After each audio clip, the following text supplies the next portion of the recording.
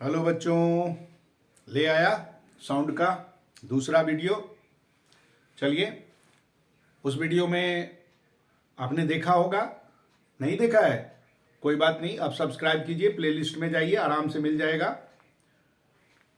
उसमें हमने साउंड की इंट्रोडक्शन हमने बात किया था। साउंड क्या होता, कैसे होता, क्या, ये सब हमने पढ़ा था। हमने मैकेनिकल वेव और इलेक्ट्रोमैग्नेटिक वेव की भी चर्चा किया था।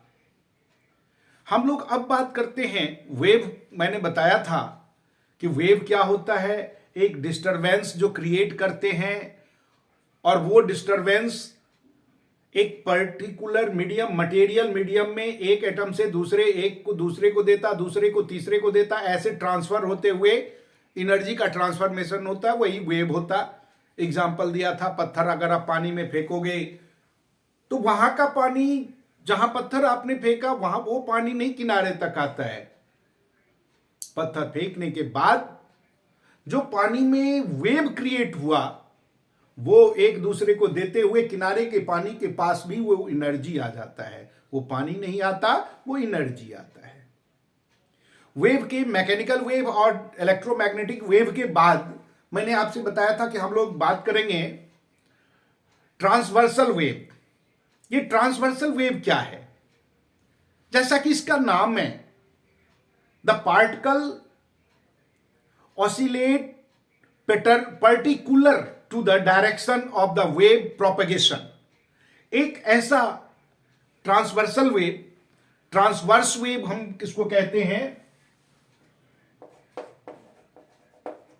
Transverse wave. ये वो वेव होता जब द पार्टिकल्स, जो पार्टिकल में ऑसिलेशन शुरू हुआ, ऑसिलेट हो रहा है, द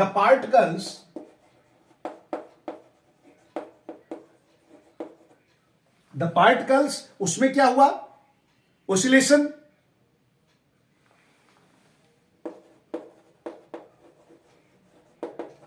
ऑसिलेट, द पार्टिकल वे ऑसिलेट किसमें? एक परपेंडिकुलर, अपने मीन पोजीशन से ऊपर नीचे, perpendicular to the direction of wave. Oscillate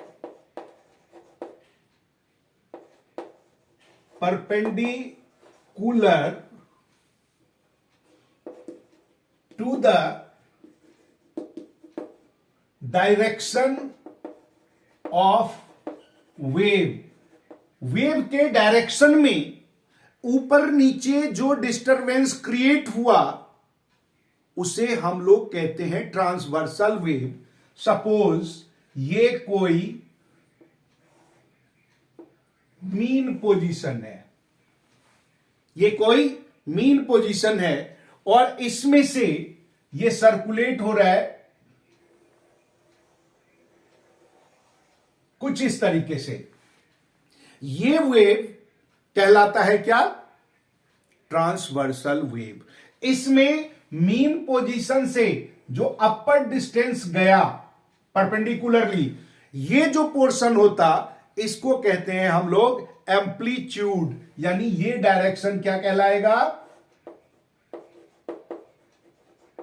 amplitude. और इसको कहते हैं, जो ऊपर हुआ डायरेक्शन में है वेव का, जो अपवर्ड डायरेक्शन में डिस्टरबेंस क्रिएट हुआ, उसको कहते हैं क्रस्ट।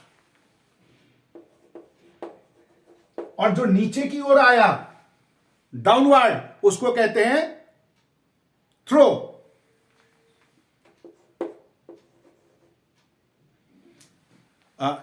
Throw, TROUGH। और इन दोनों के बीच में, दो जो हमारा क्रस्ट या दो थ्रो के बीच में जो डिस्टेंस होता, उसको कहते हैं वेवलेंथ। मतलब यहां से यहां तक, इसको कहते हैं वेव लेंथ। ये वेवलेंथ हुआ। जो इतने दूरी में जाने में जितना समय लगा, वो टाइम। वेवलेंथ को हम लोग लेमडा से डिनोट करते हैं, वेवलेंथ को लेमडा से डिनोट करते हैं, वो याद रखना होगा आपको। ये ट्रांसवर्सल वेव कहलाता है, ऐसा वेव जिसमें ऑसिलेशन जो हो रहा है वो परपेंडिकुलर हो रहा है, एक बार ऊपर एक बार नीचे। जितना मीन पोजीशन से अपवर्ड डायरेक्शन में गया क्रस्ट, मीन पोजीशन से डाउनवर्ड डायरेक्शन में गया वो थ्रो। और आपको मैं बता दूं, जितना हाइट में हमारा एम्पलीट्यूड क्रस्ट के लिए भी थ्रो के लिए भी दोनों के लिए बराबर होगा। दोनों का जो एम्पलीट्यूड ऊपर से क्रस्ट टू क्रस्ट का डिस्टेंस या थ्रो से थ्रो का डिस्टेंस, ये वेवलेंथ कहलाता, वो सब बराबर होगा। ये हमारा वेव है। और ये वेव जो है ना, वो लाइट वेव जो चलता है, लाइट जो सन से आपके पास तक आता है, या आप जब किसी लुमिनियस ऑब्जेक्ट को जला देते हो तो लाइट जलता है, वो आपका लाइट वेव ट्रांसवर्सल वेव है। लाइट वेव क्या है? Transversal wave. यानी कि ये जो हमारा लाइट, इसका एग्जाम्पल आप कह सकते हैं लाइट वेव, ये इसका एग्जाम्पल बन गया। देखिए दूसरा मैंने बोला लॉन्गिट्यूडनल, ये तो ट्रांसवर्सल हो गया, जो परपेंडिकुलर अपने मीन पोजीशन है वो ऊपर नीचे हो रहा है। Next light wave. आपको एक चीज और बता दें कि इसमें किसी मटेरियल मीडियम की जरूरत नहीं होती है प्रोपगेशन के लिए। सूरज से लेकर आपके धरती तक लाइट को आने के लिए कोई मीडियम की जरूरत नहीं होती है, आएगा ही। यानी ट्रांसवर्सल वेव, ट्रांसवर्स वेव जो भी होगा उसमें मटेरियल मीडियम की आवश्यकता नहीं होगी। आइए बात करें next longitudinal wave.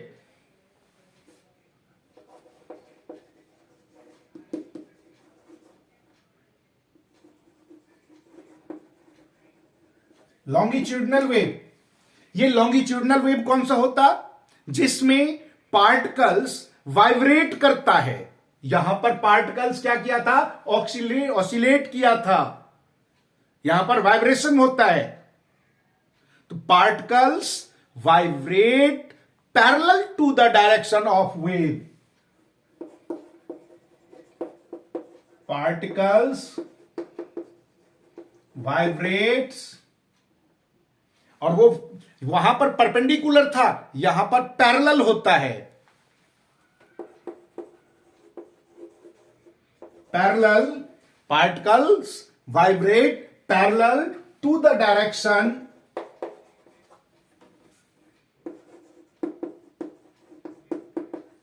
Of wave. Wave के डायरेक्शन में, यहां भी डायरेक्शन वेव के डायरेक्शन, यहां भी डायरेक्शन वेव के डायरेक्शन में, डायरेक्शन उसका वेव की तरफ होगा। इसमें चलिए डायग्राम से आपको समझाएं तो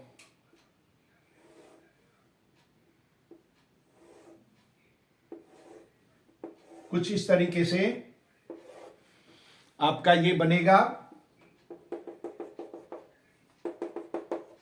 और इसमें क्या होगा, कहीं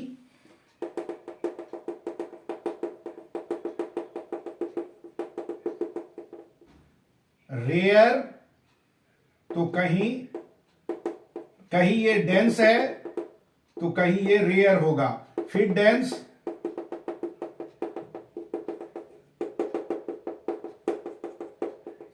फिर रेयर।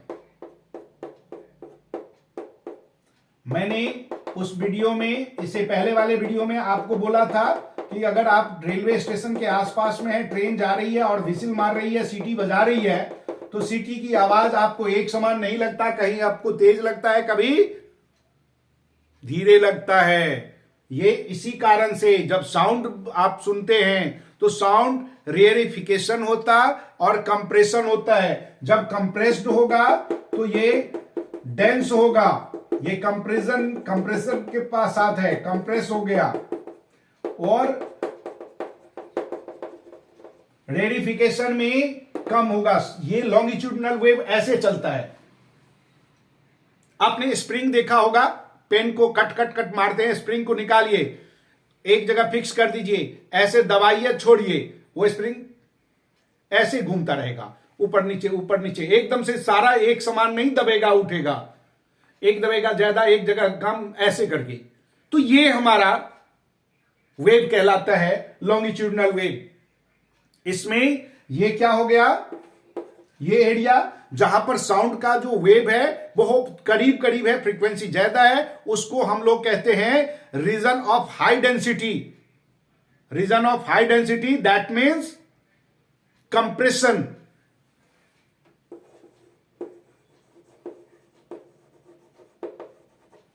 कंप्रेशन हाई डेंसिटी होता है इसमें, और जबकि दूसरा जिसमें लो डेंसिटी है, रेडिफिकेशन। ये रेयर का मतलब ही होता है कम, बहुत ही अधिक नहीं, बहुत कम।